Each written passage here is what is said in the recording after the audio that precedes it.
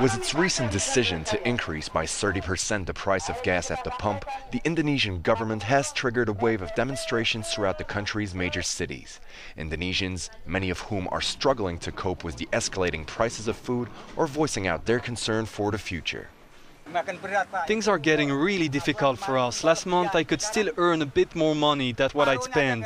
But this month I can't even earn half the money I need for a living. Usually I earn about €2 a day. But with fuel prices increasing, I can't even earn €1 a day. This is also very hard for my family. We're doing our best to survive. Now, in an effort to lower their burden, the Indonesian government has decided to grant a financial aid to the country's poorest household.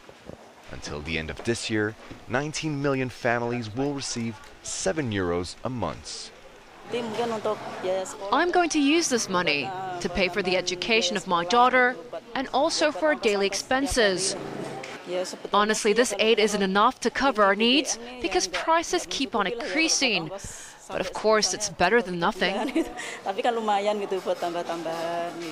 Indonesia has been heavily subsidizing the price of gasoline and keeping it affordable for a majority of its 235 million inhabitants. But skyrocketing barrel prices and the fact Indonesia is now a net importer of oil are weighing down on the country's budget, impeding much-needed investments in education, infrastructures, and the fight against poverty. We're supposed to have other choice. Other choices could have been made to prevent this decision to increase the price of gas.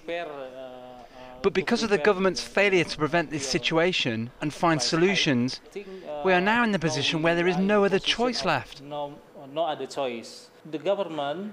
3 years ago, in 2005, the government had already decided to increase the price of fuel.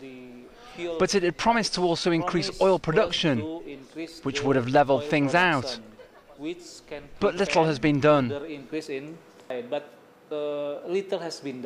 The fuel price increase is expected to cause a 2-digit inflation and a slowdown in this year's growth rate. But according to the Indonesian vice president, the national budget will benefit from this price hike, and Indonesia could be expecting an 8 or 9% growth rate as early as year 2009.